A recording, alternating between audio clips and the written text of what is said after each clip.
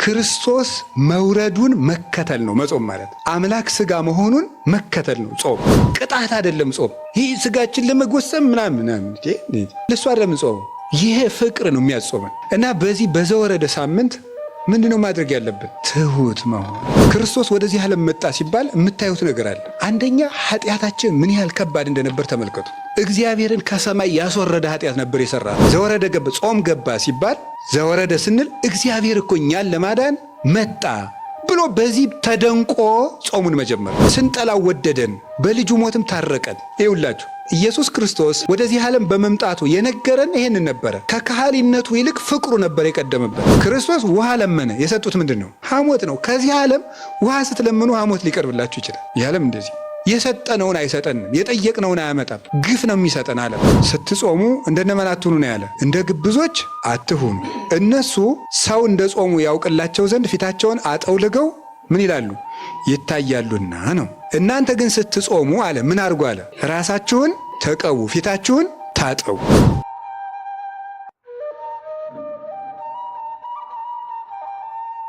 አብይ ጾም ከየት ይጀመራል? አብይ ጾም ከዘወረደ ይጀመራል። የአብይ ጾም ጉዞ የሚጀመረው ዘወረደ ነው። ዘወረደ ማለት ነው እሱ ዘወረደም ላይሉ ነው። ከሰማይ የወረደውን ክርስቶስን ይዘን የምንጀምረው። የአብይ ጾም መጀመሪያ ክርስቶስ መውረዱን መከተል ነው መጾም ማለት። አምላክ ስጋ መሆኑን መከተል ነው ጾም። እንደኛ ቤተክርስቲያን የሚያስደንቅ ቤተክርስቲያን የለም። በእውነት ቤተክርስቲያን አንዲት ናት። ግን በመዋቅር ደረጃ በኢትዮጵያ ኦርቶዶክስ ተዋሕዶ ቤተክርስቲያን ያለው ስርዓት ድንቅ ነው። ይሄ የሆነው ደግሞ በታላቁ መብራታችን በቅዱስ ያሬድ ምክንያት ነው። እና ዘወረደ ብሎ የሰራልን እሱ ነው። ጾሙ ከዚህ እንጀምር ተገልጦለት። ሌሎቹ ዘወረደ አይሉትም፣ ሌላ ስም ነው ያለው በሌሎች አብያተ ክርስቲያናት ዘንድ።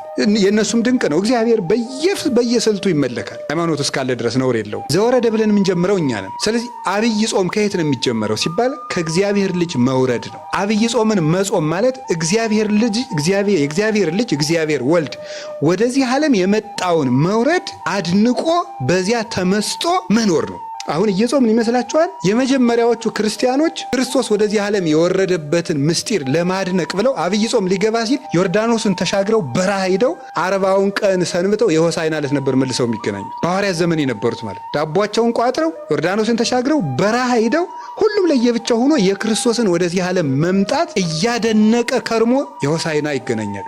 ስለዚህ በክርስቶስ ሰው መሆን መደነቅ ነው። ዘወረደ ገባ፣ ጾም ገባ ሲባል ዘወረደ ስንል እግዚአብሔር እኮ እኛን ለማዳን መጣ ብሎ በዚህ ተደንቆ ጾሙን መጀመር። እግዚአብሔር ወደዚህ ዓለም መጣ የሚለውን እንዲደንቀን መሆን ነው። ደንቆን ከጾም ነው ጥሩ ነው። እንዲደንቀን አንድ ሁለት ነገሮች እንደው ሊቃውንቱ ከተናገሩት ልንገራችሁ እስቲ። እግዚአብሔር አብ ወደ እግዚአብሔር ወልድ ወደዚህ ዓለም መምጣቱን ይዘን መደነቅ እና እዚያ ጋር የምናደርገዋል። አሁን በዘወረደ ሳምንት ማድረግ ያለብን ነገሮች አሉ። በዘወረደ ሳምንት የመጀመሪያው ማመን ማድነቅ ነው። የምናደንቀው ሰው ሆኖ ወደዚህ ዓለም የመጣበትን ምስጢር ነው። ቅዱስ ዳዊት ምን ብሎ ነበር የተናገረው? አጽነነ ሰማያተ ወረደ ነው ብሎ ነው የተናገረው። የሚያስደንቅ ነገር ነው። ለምንድን ነው ሰማይን ዝቅ ዝቅ አድርጎ መጣ የሚለው? እስኪ በሉ። ሰማይን ዝቅ ዝቅ አድርጎ መጣ። አንድ የበረሃ መነኩሴ የተናገረውን ንገራቸው። ለሰው ልጅ ደግሞ ትሕትና ምንድን ነው አለ። እኔ በጣም ነው የሚደንቀኝ የዚህ መነኩሴ ንግግር ስሰማ። ለሰው ልጅ ትሕትና አይገባውም፣ ለሰው ልጅ የሚገባው አቅሙን ማወቅ ነው ይላል። ምክንያቱም አፈር ትሕትና የለውምና ይላል። ምክንያቱም አፈር መጀመሪያ ምን ያደርገ ነው? የወደቀ ነው። አፈር ወዴት ዝቅ ይላል? ትቢያ አይደለ? አንተ የተፈጠርከው ከምንድን ነው? ከአፈር ነው። አንተ ትሁት ልትባል አይገባም። አንተ አቅምህን ነው ማወቅ ያለብህ። ትሁት ሊባል የሚገባው ማን ነው? ክርስቶስ ነው። ካለ ማንነቱ ወደማይመጥነው የመጣ እሱ ነው። እኛ ሁሉ ነገር ዝቅ ብንል ይመጥነናል፣ መጠናችን ነው። ብንሰደብ መጠናችን ነው። ብንታማ መጠናችን ነው። መሬት ላይ ብንቀመጥ መጠናችን ነው። ለሱ ግን ሁሉ የማይመጥነው ነው። ሁሉ ያለው የሌለው ሆኖ ሲመጣ ነው እንጂ ትሕትና ደግሞ ሰው ምን ትሕትና አለው ይላል? አፈር ትሕትና አለው እንዴ? ሰው እኮ በነገራችን ላይ ነፍሱ ወደ ክርስቶስ እየቀረበች ስትሄድ የራሱ ባደድ ከራሱ እንትን ነው የሚወጣ። እዚህ ቅርፍት ታውቃላችሁ? የእንቁላል ቅርፍት። ከዚያ ቅርፍት መውጣት ነው የሚጀምረው። ነፍሱ ትበራለች። አሁኛ እኮ ትንንሽ ነገር በተነካን ቁጥር የምንበሳቸው የት ውስጥ ነው ያለ ነው? አሁን እዚያው ቅርፊት ውስጥ ነው። እዚያው ቅርፊት ውስጥ ስለሆነ መንደፋደፍ ነው እዚያው ውስጥ። እንዲሁ መንፈስ ቅዱስ መቼ እንደሚፈለፍለን እግዚአብሔር ይርዳን። በሆነ ሰው ነፍሱ ወደ ክርስቶስ እየተጠጋች ሲሄድ ከራሱ ማዕቀፍ ከራሱ አጥር ያወጣና ክርስቶስን እያየ መደነቅ ነው። የራሱን ነገር እየረሳ ነው። የኋላውን እየረሳ ወደፊት ምን እላለሁ ነው ያለ ቅዱስ ጳውሎስ። እረሳለሁ፣ የኋላውን እረሳዋለሁ፣ ወደፊት ነው የሚሄደው። ራሱን የሰራውን የራሱን ታሪክ እየዘነጋ አይኑ ክርስቶስ ላይ ነው የምታርፈው። ዘወረደ የሚባለው እግዚአብሔር ሰማይን ዝቅ ዝቅ አድርጎት መጣ ነው። ጎዝ በጣም ነው የሚገርመኝ። ሲዲ ዝም ብላችሁ ሰማይ ዝቅ ዝቅ አድርጎ አንተ አሁን ምን ዝቅ ታደርጋለህ? ሰማይ የለ ምድር የለ ምን ነው ዝቅ የምታደርገው? እኔም ማለት እኮ ነው አንተ ስልብ ነገራችሁ ላይ ማለት ሁላችንም ምን ነው እኔ ዝቅ ማለት ምናችን እናደርጋለን? እኛ ዝቅ ያላለ ምን ኑሮን ምናችን ነው ዝቅ የሚለው? ሰማይን ዝቅ ዝቅ አደረገው እኮ ያለው ምንድን ነው ቅዱስ ዳዊት የሚለው? አረ ልብ በሉ እያለ እኮ ነው። ምኑን ነው ዝቅ ዝቅ ያደረገው? ትልቅ ነገሩን እኮ ዝቅ አድርጎት መጣ ነው ሰማይ እንጂ ስለሰብ ሰማይን ዞ ተዚህ ወርዶ አይደለም። ሰማይ ወደዚህ ዝቅ ቢል አትደነቁ? አሁን የሰማይ ዝቅ እያለ ቢወርድ አይደጋቸው? ክርስቶስ ከዚህ በላይ የሆነ ነገር ነው ዝቅ አድርጎ ይመጣ። ልዕልናውን ዝቅ አድርጎ ምልአቱን ወስኖት ርቀቱን አግዝፎት ዝቅ አድርጎ ሰማያት ያላቸው እነዚህ ናቸው። ምልአቱ፣ ስፋቱ፣ ርቀቱ፣ መንግስቱ፣ እበዩ፣ ልዕልናው ብለው 7 ያደርጓቸዋል ሊቃውንቱ። እነዚህን ነው ዝቅ ያደርጋቸው። ንጉሥ እኮ ከድሃ ቤት ምሳ ሲበላ ብናየው አይደንቃችሁ? እፎ ቤተ ነዳይ አደረክም ምስኪን ነው። እንደ አንድ ንጉሥ እንዴት ያሉ ንጉሥ ናቸው! ቆሎ እኮ በሉ ተብለው ይደነቃል። እኔ ቤት እኮ ቅራሪ ቀመሱልኝ ተብሎ ነገ የሚፈርሰው ሰውዬ በሶስተኛው ቀን ብንሄድ አፍንጫችን ይዘን የሚያስመልሰን ሰውዬ እኮ ነው ንጉሱ ነው የሚደነቅ። ክርስቶስ ዝቅ ብሎ በእኛ መንደር ሲመጣ አይገርማችሁ? በእኛ መንደር ሲመጣ የእኛን ልብስ ለብሶ እንደኛ እያለቀሰ እንደ ሕፃናት እታች ወከመ ሕፃናት በከየ እንደ ሕፃናት እያለቀሰ ሰው ታቅፎት እንዲሁ ጾም እኮ ነው ይሄ ነገር ነው። ዘወረደ ጾሙ እዚህ ነው የሚጀመረው። በዚህ ስትመሰጥ ጾሙ ደስ ይላል ማለት ነው። በዚህ ነው የምንመሰጠው። ይሄንን ነው ሊቃውንቱ ያደነቁ። ዘያገምሮ መካድ አግመረቶ ድንግል። ቦታ የማይወስነውን አምላክ ማን ወሰነችው አለ? ድንግል ወሰነችው ነው። ባይል ዘይሁብ ብዕለ ኮነ ነዳይ በእንተ ሥርዓተ ትስብእት። ለሁሉ ሀብትን ባለጸጋን የሚሰጥ እሱ ሰው ስለመሆኑ ምን ሆነ አለ? ድሃ ሆነ። ከምዕባል አነ በንዴተ ዚአሁ። በእሱ ድህነት እኔ ባለጸጋ እሆን ዘንድ እርሱ ስለ እኔ ድሃ ሆነ። ቦታ የማይችለው አምላክ እርሱ አንዲት ድንግል ታቀፈችው። ነሳይኩ አራያሁ ወያቀብክዎ። እሱ መልኩን ሰጠኝ እኔ ግን አልጠበቅኩትም ነበር አለ። ነሳ ስጋዬን የኔን ስጋ ለብሶ መጣ። ወረሰየው ለስጋዬ ዘይመውት። የኔን ስጋ የማይሞት የማይፈርስ የማይበሰብስ አደረገው ይላል ቅዱስ ጎርጎርዮስ ሃይማኖተ አበው ምዕራፍ 61 ቁጥር 34 ላይ ሲናገር። ይሄን የሚያስደንቅ ቦታ የማይችለው ጌታ በአንዲት እዚህ ታገሰ ለተጸንሶ ይለዋል ቅዱስ ቄርሎስ። ቦታ የማይችለው አምላክ ከእናቱ ሆድ 9 ወር ከ5 ቀን ታግሶ በቅታው ቁጭ ሲል ያድንቃል እኮ ያስደንቃል። እናቱም ትደንቀናለች፣ እሱም ያስደንቀናል። ከርሰ ድንግል አቤ ወተለዓለም ሰረገላ ኪሩቤል ወተሰብሐም ሱራፌል ይላል አባ ጊዮርጊስ። የእመቤታችን የቅድስት ድንግል ማርያም ማኅፀን ከኪሩቤል ሰረገላ በለጠ፣ ከፍ ከፍ አለ፣ ሱራፌልንም ላቃቸው ይላል። እንዴት ያለ ማኅፀን ነው! የእሱ መውረድ የእሷ መወሰድ የሚያስደንቅ ነው። ቅዱስ ዮሐንስ አፈወርቅ እንዴት እንደሚል ደግሞ ተመልከቱ። ምንተ እብሎ ምንተ እነብብ እስመ ብሎ የመዋዕል ኮነ ሕፃነ። ቀዳማዊ እርሱ ሕፃን ሆኖ ታይቷልና ምን ልናገር እችላለሁ? ዘይነብር ዲበ መንበር ልዑል ወዘይትሊዓለም ሰማየ ሰማያት።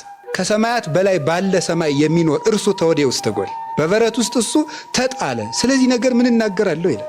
ዘይትገሰስ የማይያዝ እሱ ዘይንበለ ሥጋ የሌለው እሱ ተገሰ በእደ ምድራውያን። በምድራውያን እጅ ተዳሰሰ እርሱ። ለዘይመትር ማይሰራ ኃጢአት ጠብለልዎ በአጽርቅት ታድገለከ ኃጢአትከ ታድገለኪ ኃጢአትኪ እያለ የኃጢአትን ማሰሪያ የሚቆርጠውን በጨርቅ ተጠቀለሉት። ከማያልብሶ ለዘማሰነ ክብሩ ሀበ ክብር። ክብሩ የጠፋ አዳምን ክብሩን ያለብሰው ዘንድ ወለዘ ጠፋ ስባቲሁ ያልብሶ ስባተ። ጌትነቱ የተወሰደበትን አዳምን ጌትነትን ይሰጠው ዘንድ እርሱ ሰው ሆነ። አዳም ከእኛ እንዳንዱ ሆነ ብሎ በምጸት ቃል የተናገረውን መሬት አንተ ወትገብ ውስተ መሬት ያለውን ያንን ሥጋ በባሕርይ አምላክነት ይገልጠው ዘንድ እርሱ ሰው ሆኖ መጥቷልና እንዲው ምን እላለሁ እንዲው ምን እናገራለሁ ይላል። ነሳ ሥጋዬ ወወሀበኒ መንፈሶ። የእሱን ሥጋ ለእኔ ወሰደ፣ የእሱን መንፈስ ደግሞ ለእኔ ሰጠኝ። ወወሀብኩ ሥጋዬ የኔን ሥጋ ለተዋህዶ ሰጠሁት። ወነሳይክዎ መልሼ ቆረብኩት። ይሄንን አድርገልኝ ወዘገብኩ ረብሐ ሕይወት። ብዙ ብዕል ክብርን ጸጋን የዘላለም ሕይወትን አገኘሁ ብሎ ይነገራል። ይሄን ነው ማድረግ።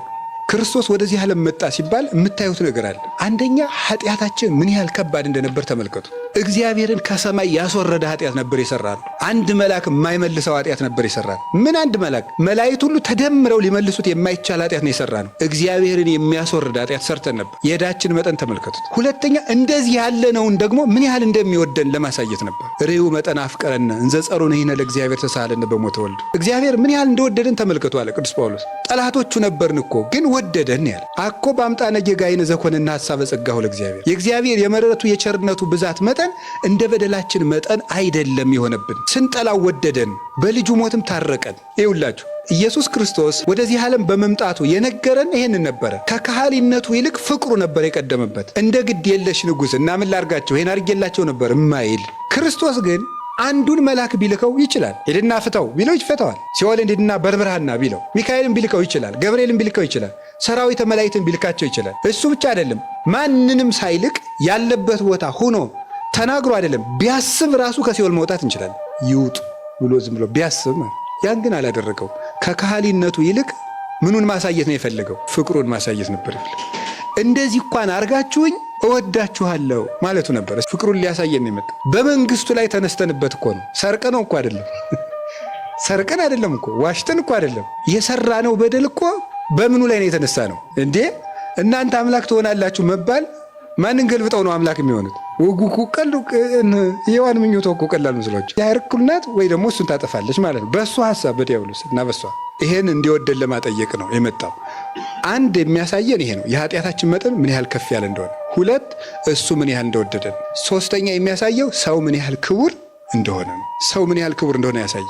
ምን ትዑቱ ሰብ ከመ ትስክሮ ወምን ትዑቱ ጓለ እመሕያው ከመ ተሐውጾ። ሰውን ሰው ሁነ ሥጋ ለብሰህ በምሕረት ትጎበኘው ዘንድ ሰው ምንድን ነው? እንዲሁ ሰው ምንድን ነው? አንተ ሰው እንድትሆንለት ሰው ምንድን ነው?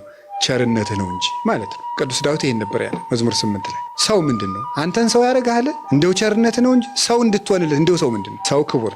የቅዱስ ዳዊት አንክሮ ነው፣ ጥያቄም ነው። አንክሮው ሰው ምን ያህል ክቡር ቢሆን ነው አንተ መጥተህ ምን ያህል ክለት ማለት ነው። አንዱ ፍቹ የሞት ክለት ነው። አንተ በአንተ ደም የተገዛ ሰው ምን ያህል ክቡር ቢሆን ነው እንደማለት። ኧረ ሰው ምን ያህል ነው? ይገርማችኋል።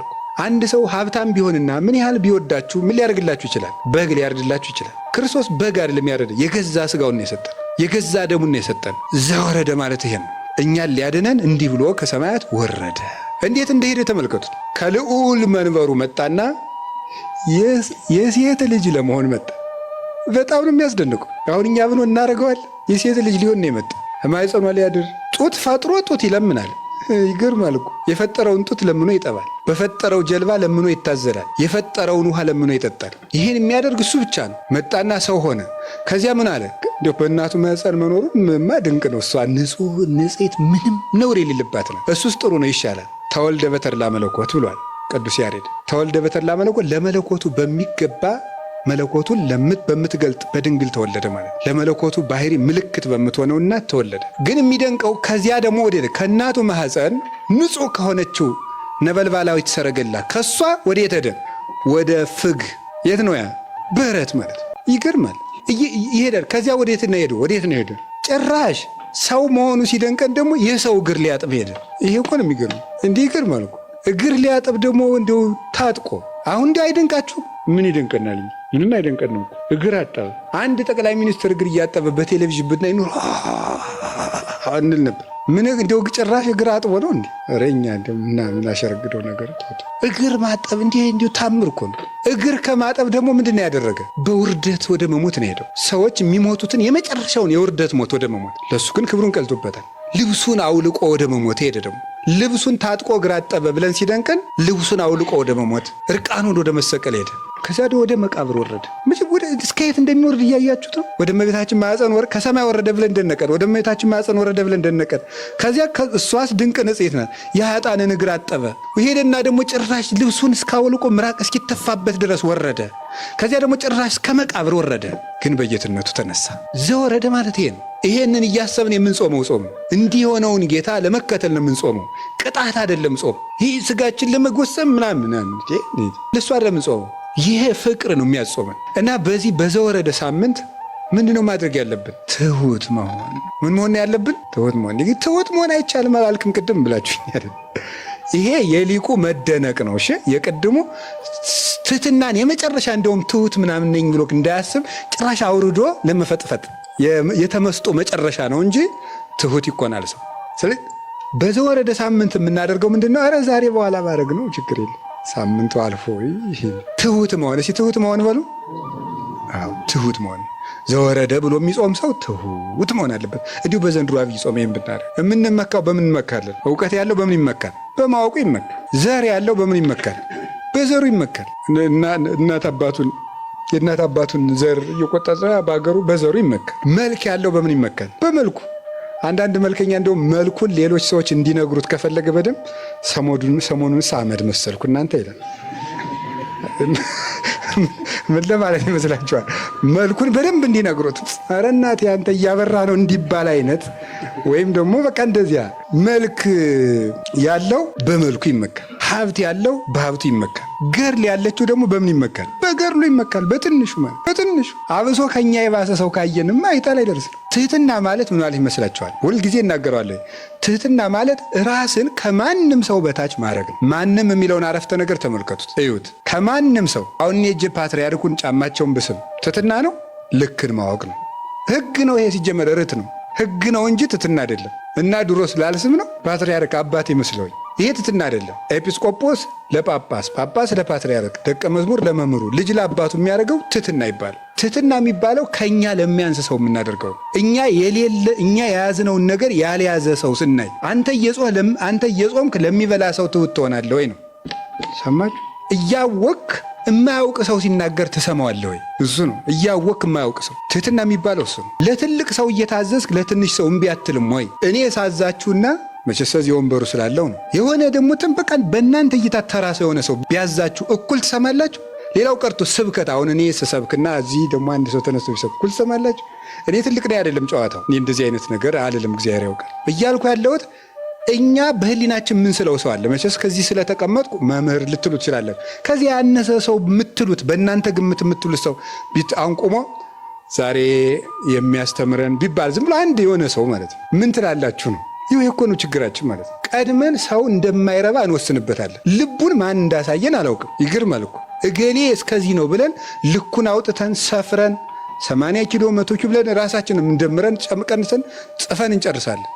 ከዚያ በኋላ አንሰማም። አንዳንድ ጊዜ ከኛ ከናቅናቸው ሰዎች እውነት ይገኛል። ሶስና ስትገደል ታውቃላችሁ። ልትገደል ተብሎ ሲፈረድ አንድ ወጣት ልጅ አይደል እኔ ከዚህ ሴት ከደሟ ንጹሕ ነኝ ያለ ከረበናቱ ሁሉ ይልቅ ዝም ብሎ ከወጣቶች ጋር ያለ አንድ ልጅ እስከዚያ ተሰምቶ የማያውቅ ልጅ ማን ነው? ዳንኤል ነው። እዚያ እኮ ነው ልልናው የተገለጠ። እስከዚያ ድረስ የለም። ሁሉ ሰው በሀገር ያለው ህዝብ ሁሉ ሶስና ትገደል ትገደል ትገደል ትገደል ብሎ ወስኗል። ያ ሰው ምና እኔ ከደሟ ንጹሕ ነኝ ምንድን ነው ያሉት? እስኪ በል እንስማ። እስመ እግዚአብሔር አልሐቀከ በማእከሌነ፣ እግዚአብሔር ከኛ በላይ አድርጓል፣ እስቲ ተናገር አሉት። ቆይ እኔ ልፈትናቸው እነዚያን ሰዎች። ፍትህ ገለጠ ማለት ነው። እውነት ከማን እንዳለች ከትልቅ ሰው ይሁን ከትንሽ ሰው፣ ከለበሰ ይሁን ከተራቆተ፣ ከተሾመ ይሁን ከተሻረ፣ እውነት ከሁሉም ሰው ትመጣለች።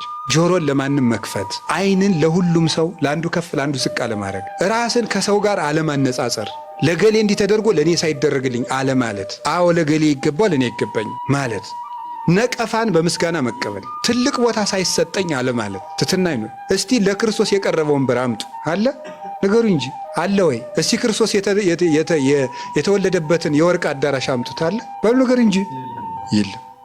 እኛ እንኳን በአቅማችን እኮ ስሞት በዚህ ገንዙኝ እንላለን። እሱ ለአሟሟቱ እንኳን ክብር ሰጥተውታል እንዴ? አልሰጡትም እኮ። በዝቅተኛ ኑሮም ልንኖር እንችላለን። መከራን በምስጋና መቀበል ነው። ውሃ ለምኖ ሐሞት ነው የተሰጠዋል እንዴ? አንዳንድ ጊዜ በጎ እየሆንኩ ለምንድን ነው መራራ ነገር የሚገጥመኝ ልንል እንችላለን። ክርስቶስ ውሃ ለመነ። የሰጡት ምንድን ነው? ሐሞት ነው። ከዚህ ዓለም ውሃ ስትለምኑ ሐሞት ሊቀርብላችሁ ይችላል። ይህ ዓለም እንደዚህ የሰጠነውን አይሰጠንም፣ የጠየቅነውን አያመጣም። ግፍ ነው የሚሰጠን ዓለም። ይሄ ነው ዘወረደ ማለት ይገባኛል ብሎ በምስጋና መቀበል ማለት።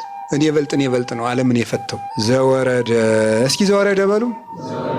የዐቢይ ጾም ጉዞ በምን ይጀመራል? በምን? በትሕትናት ወርዶ ነው የሚጀመረው። በትሕትና ይጀምራል። የልዕልና መጀመሪያው ትሕትና ነው። ለዚህ ነው አባቶቻችን ምን ይባላሉ? ምን ይላሉ? ትሕትና የትሩፋት ሁሉ ምንድናት ይላሉ? መሰረት ናት ይላሉ። ቤት ሲሰራ መጀመሪያ መሰረቱ እንደሚጣለው የጸና አለት የሚባለው ነፋስ ገብቶ የማይጥለው ቤት የሚባለው ትሕትና መሰረት ላይ የቆመ ሰው ነው። እሱን ገፍታችሁ መጣላችሁ። ትሁት ከሆንኩ ማን ይገፋል? ራስህን እኮ ከፍ ስታደርግ ነው ሰዎች ሁሉ የሚገዳደሩ። እና የዐቢይ ጾም ጉዞ በትሕትና ይጀመራል። ትሁት ሆነን ምን ማድረግ አለብን ነው? ጾማችን ከሌላው ጾም የተለየ ንጹህ መሆን አለበት ነው። አሁን ቀጥሎ በሁለተኛው ሳምንት የሚመጣው ምንድነው? ንጽህና ነው። በመጀመሪያው ሳምንት ትሕትና ነው የሚመጣው። በሁለተኛው ሳምንት ንጽህና ነው። ንጹህ መሆን ራስን ማንጻት ነው። ራሳችን እንዴት እንደምናነጻቸው ራሱ ነግሮናል። ስትጾሙ እንደነማን አትሁኑ ነው ያለ። እንደ ግብዞች አትሁኑ። እነሱ ሰው እንደ ጾሙ ያውቅላቸው ዘንድ ፊታቸውን አጠውልገው ምን ይላሉ? ይታያሉና ነው። እናንተ ግን ስትጾሙ አለ ምን አድርጉ አለ? ራሳችሁን ተቀቡ፣ ፊታችሁን ታጠቡ፣ እንደዚህ አድርጋችሁ ጾሙ ነው። ሰው እንደ ጾማችሁ እንዳያውቅ ዘእንበለ አቡክሙ ዘበሰማያት ማእምረ ኅቡዓት የተሰወረውን የሚያውቅ ከአባታችሁ በቀር ማንም እንዳያውቅባችሁ ራሳችሁን ተቀቡ፣ ፊታችሁን ታጠቡ። በሁለተኛው ሳምንት ክርስቶስ እንድናደርግ የሚፈልገው ንጽህና ነው። እሺ የመጀመሪያው መንጻት ያለብን ከምንድን ነው? ከግብዝነት ነው።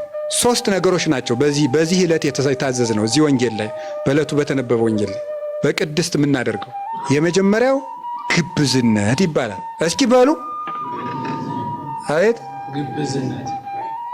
ግብዝነት ማለት ምን ማለት ነው? በመጽሐፍ ቅዱስ ግብዝነት 1 3 4 ፍቾች አሉት ልንገራችሁ። ግብዝነት አንደኛ